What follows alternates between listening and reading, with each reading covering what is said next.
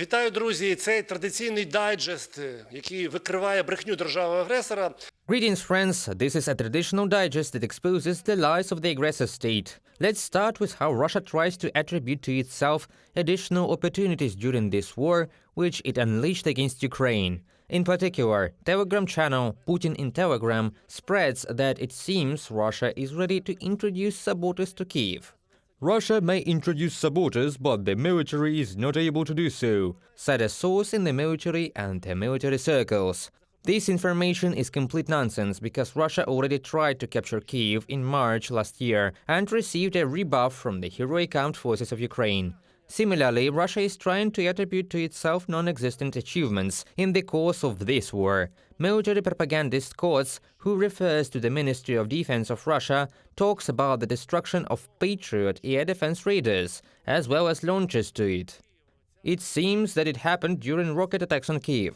This lie has long been exposed by both Ukrainian military and American partners. Next, we open the spokesperson of the Ministry of Foreign Affairs of Russia, which is quoted by the telegraph agency TASS. Commenting on Vladimir Zelensky's comparison of the bombing of Hiroshima and the actions in Bakhmut, Zakharova noted that in both cases, these were committed by official Washington. This is just an attempt to shift from a sick head to a healthy one. The whole world knows that the shutdown of Bakhmut, the destruction of this city, is a direct responsibility of Russia as a state terrorist, and for this will certainly come punishment. And such manipulations have nothing more than attempts to mislead both their own society and the societies of some countries that are still hesitating in their choice during this war unleashed by Russia against Ukraine. Next, we talk about the throw-in which allowed himself one of the highest officials of Russia, Secretary of the Security Council of Russia Patrushev. Speaking in the city of Sevketcar, he lied about the fact that it seems, as a result of the destruction of ammunition warehouses with depleted uranium in the Khmelnytsky region of Ukraine, there was a radioactive cloud, which allegedly even reached the territory of Poland.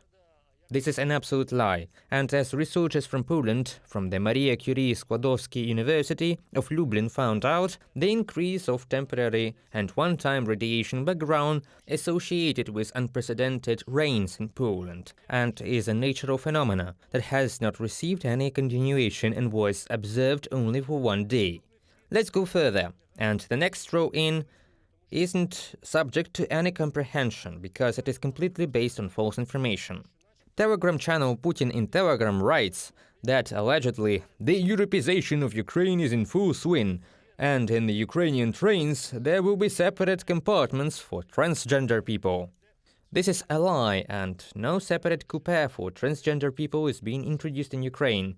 There is a public discussion of the possibility of creating separate female coupe in order not to create possible conflict situation in trains.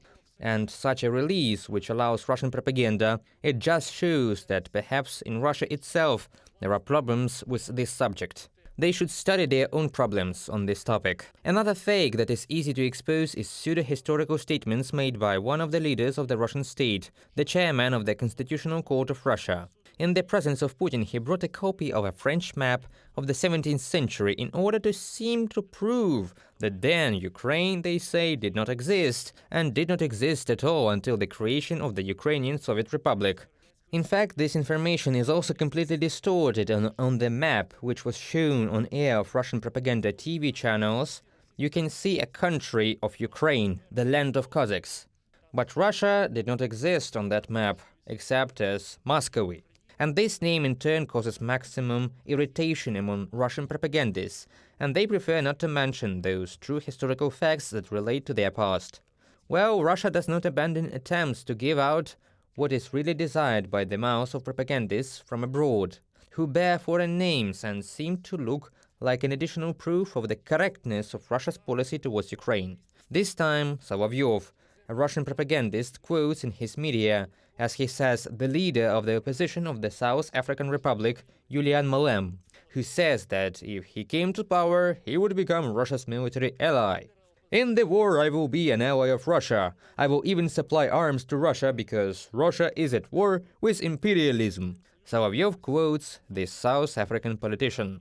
But the lie is that this figure is not the leader of the opposition in South Africa. The opposition is represented by the Democratic Alliance Party, which is engaged in a centrist position, and this politician, he is not part of the opposition. He is a representative of the ultra-left views, and his representation in the lower house of the South African parliament is half that of the official opposition. Another throw-in with reference to interest in foreign surnames, this time from RIA Novosti. Russian state media quote, "a sort of senator of the United States, Black," as they call him.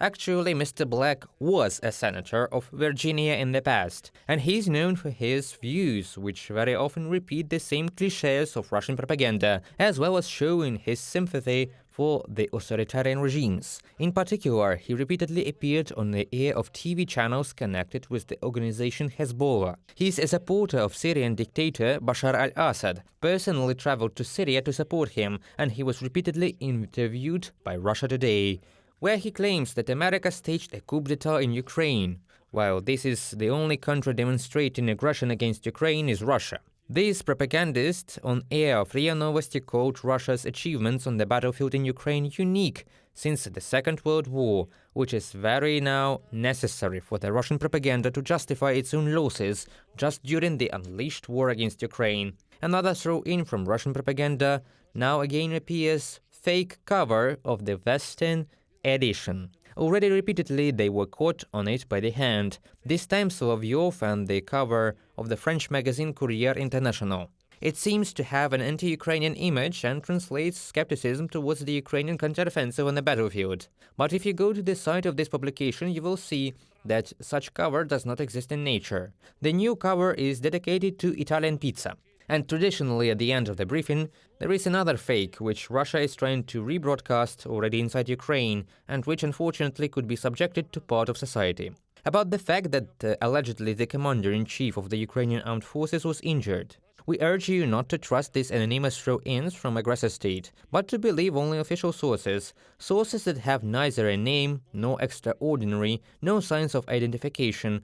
They do not deserve our attention and should not be subject of discussion in society at all, but only by the fact that we discover them as a way of manipulating our consciousness and the implementation of Russian information and psychological special operations on the territory of Ukraine. Therefore, in any case, do not trust Russian propaganda sources, trust exclusively Ukrainian official media, trust the Ukrainian Teleson, Ukrainian International Broadcasting Media. These are the Freedom TV channel, as well as UATV in English. Trust the Ukrainian political and military leadership. See you.